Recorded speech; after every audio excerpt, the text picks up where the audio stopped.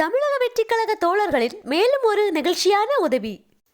தஞ்சாவூர் மாவட்டம் பட்டுக்கோட்டை தாலுகா பேராவூரணி ஒன்றியத்திற்குட்பட்ட களத்தூர் போஸ்ட் ஊர் சித்துக்காடு பகுதியில் மிகவும் ஏழ்மை நிலையில் வசித்து வருகிற 2 பள்ளி மாணவர்களின் குடும்பத்திற்கு தமிழக வெற்றிக் கழகம் உதவிக்கரம் நீட்டியுள்ளது.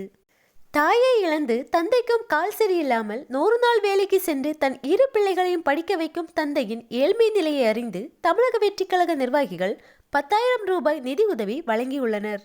அப்போது அவரின் மகள் தங்கள் குடும்ப சூழ்நிலையை தமிழக வெற்றிக் கழக தோழர்களுடன் பகிர்ந்துள்ளார்.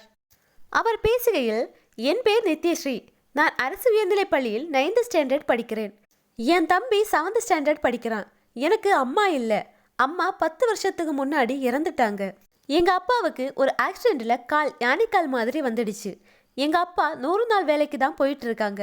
கால் சரியில்லாததுனால எங்க அப்பாவுக்கு வேற வேலைக்கு எதுவும் போக முடியாது என்று தனது குடும்பத்தின் ஏழ்மை நிலையை தமிழக வெற்றிக் கழக தோழர்களுடன் பகிர்ந்துள்ளார் அந்த மாணவி. தமிழக வெற்றிக் கழக தோழர்கள் இதுபோன்று ஏழ்மை நிலையில் வாடும் மக்களை தேடி சென்று உதவிகள் செய்வது நிகழ்ச்சியை ஏற்படுத்துகிறது.